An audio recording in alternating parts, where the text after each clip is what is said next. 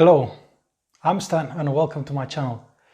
Today we're here to talk about the best value lenses for Sony A7IV.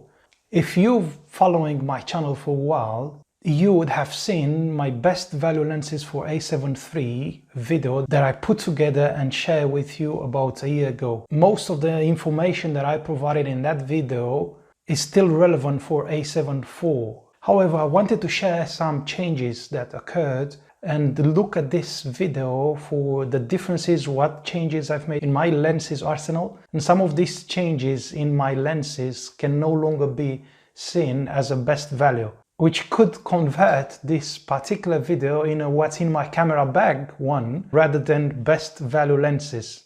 Either way, if you are a Sony A7IV camera owner and you're looking at expanding your glass collection, this video is for you.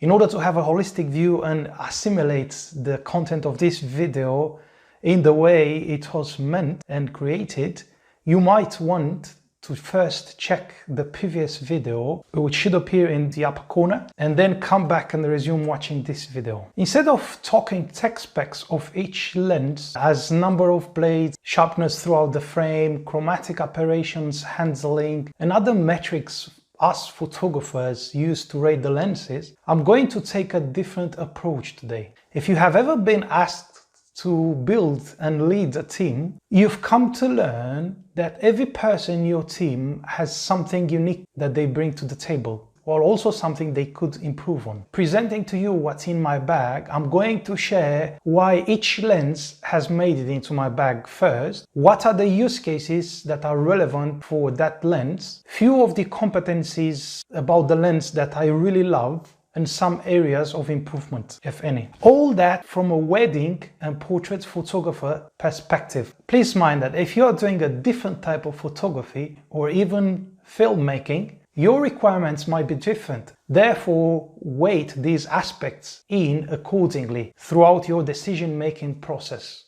Here's something I'd like to propose to you. Should this video reach 10,000 views with 1,000 likes within a year since it was uploaded, I would create a bonus follow-up video to this one where I'm going to share details on a lens which I've never mentioned before in any of my previous videos, which I believe it does not get the justice and attention it deserves from the photography community while it delivers amazing results from an image quality point of view, and it has become my benchmark in terms of IQ when I'm buying a new lens. Stick until the end of this video and you'll get insights into my workflow that I'm going through when I'm acquiring a new lens. First lens, starting in the order of focal length, let me remove the hood, is my Sony FE 24mm 1.4 GM master lens. I'm using it for creative perspectives on weddings and in general for any landscape photography. What I love about this lens, it is very sharp, wide open, the autofocus is fast and reliable, and also silent, and it has a small factor for its focal length of 24mm, and also it's relatively light, so it's good for travel photography as well, and has beautiful color rendition and a very nice bokeh wide open. The only thing I don't like is the price. I'm usually using primes and I don't have a lot of zoom lenses in my camera bag. However, there is one that I don't see selling it soon. That is the well-known Tamron 28 to 75mm f2.8, and it is the first version. I'm using it when I'm under pressure scenarios, such as brides walking down the aisle or any other situations when the subjects are moving. I love the f2.8, the aperture being constant throughout the range from 28 to 75mm. I love the fast autofocus and also is silent, and I love the fact that it's very light. So all great points. Areas of improvements, very rarely the bokeh can be busy. Moving on is the lens that I'm filming with at this moment, so I can't show it to you, but it's the very known Sigma 35mm f1.4, the DG one, which is for Canon EF mount, but I'm using the Sigma converter as well. So this is the first lens Sigma created in the art series, which has made Sigma renowned, and dare I say, propelled Sigma into the leader quadrant of the lenses provider. And I'm using it during the reception at weddings for intimate close portraits. The 35mm focal length, it's a classical focal length that can be used for various street photography, portraits, landscapes, many situations. In a wedding scenario, I'm using it completely wide open because usually at the reception the lighting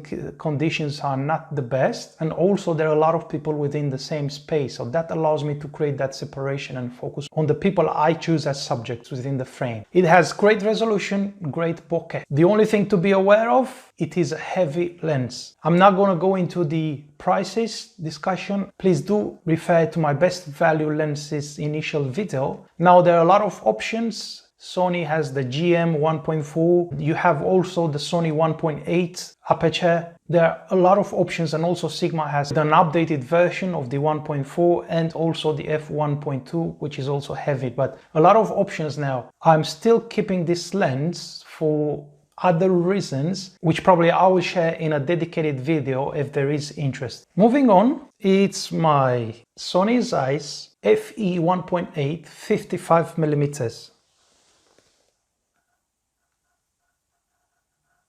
I'm using this mainly for filming and works also for street photography or environment photography. What I love about this is particularly the form factor. It's very small, it's very light and very sharp at the same time. The color rendition is also unique for this lens. I see different colors within the same conditions when I'm using this lens versus Tamron, a GM or other lenses. It's also one of my lenses I choose for travel photography due to being very light. Any areas of improvements? Yes, it can show quite high chromatic aberrations when you're shooting against the sun, wide open, and sometimes in the same situation against the sun, it can hunt during the autofocus and it can miss locking on the subject when you are shooting against the sun. That's the only things I've noticed with this lens. Other than that, all but great feedback on this. Yes, it's not the best value 50mm lens,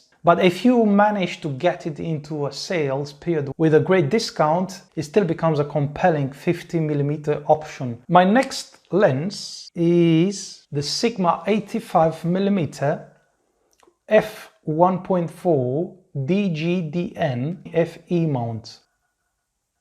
If you watch my previous video, you learned that I own for quite a while the Sony 85mm f1.8 lens, which was incredibly sharp. It was also very light. However, after doing a portrait session in a carton using only the Sony 85mm 1.8 lens, I realized how busy the bokeh can be at times, to the point that it was distracting from the subject, to the point that it was not pleasing and it was breaking the entire photo. Since that session, I've always looked for an worthy 85mm replacement, and thankfully Sigma developed this new 85mm f1.4 DGDN lens. Yes, it is heavier, but the bokeh rendition is on a totally different level than the Sony 85mm. Also, the focus is a bit slower compared to the Sony 85mm. Probably that was the fastest autofocus you can obtain from an 85mm. Nevertheless, I do love the Sigma Art Lenses series contrast. You might think, well, the contrast is good for the Sony lens as well. Yes, I'm not referring to the contrast on luminance component only, which is great too in the old Sigma lenses, but the contrast between the great sharpness you can obtain on your subject, the in-focus areas, and the smoothness of the bokeh, your background, that creates a different type of contrast, and that contrast is difficult to match by other manufacturers against what Sigma can deliver. Though the bokeh, which is the area out of focus, is a very difficult to quantify metric, trust me, you will be able to see the differences between the bokeh produced by different lenses by various vendors. I'm using this lens for portraits, also group shots, and also indoors. Next is my Sigma 135 1.8 lens. This is the DG version, which is the Canon EF mount lens, and I'm using it for portraits and headshots. What's unique about this lens is the image quality and the high quality separation you can get between your subject and the background. It has amazing resolution. The only downside to it is its weight. It's quite heavy, so please do mind that. Now, Sony has the 135mm lens, which can be a very good contender, particularly if you are looking at doing videos. Lastly, but not at least, is the Sigma 100-400mm FE mount lens. What I love about this lens is its great value for its reach and range. It has a very fast autofocus, it has image stabilization, the fact that it's very light. It's probably what has really impressed me. What are the areas of improvement? It would have been great to have a constant aperture throughout the range. That would change its form factor and its weight as well, so it's always a trade-off. Please mind that Sigma has released a 150-600mm relatively soon after this lens was released. There is also a Tamron appealing option that goes to 500mm. Do consider all available options when looking to buy an ultra telephoto zoom lens. These are now the lenses in my camera bag. I would like to conclude this session with few tips and share what is my workflow when I'm acquiring a new lens. One particular aspect that many people miss to take into account is the resolution of the lens and the resolution of your sensor. Imagine you are upgrading your camera to a much higher resolution sensor.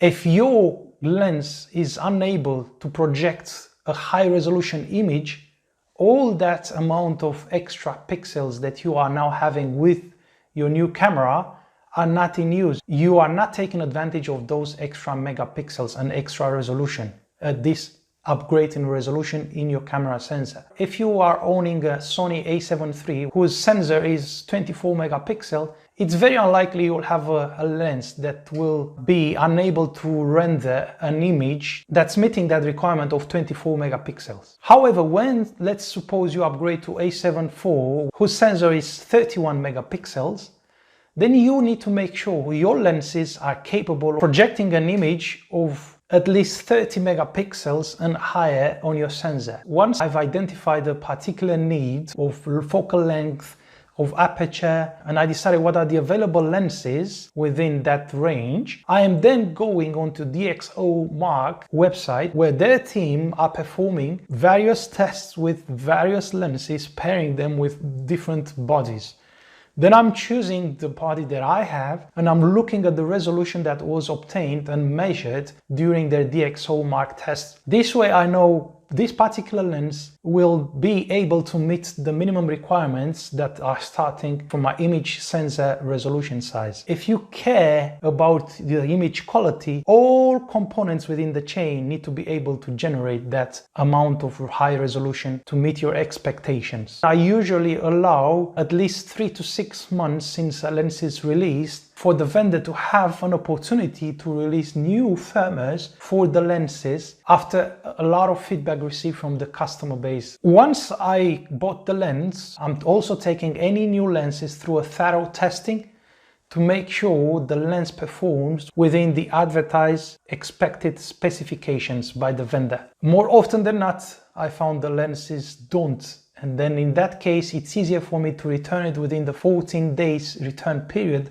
rather than rely on warranty, because I'll be in a much more difficult position to resolve the issue since all the vendors will require you to prove the fault. That concludes my short video of what's in my camera bag. If you have any questions about any of the lenses or about anything I share now, please add those in the comments. If you found this video informative and helpful, please do click that like button. And if you haven't subscribed already, please subscribe. It's a very easy way to support this channel so that more videos like this one can be created. Thank you for your time. See you next time.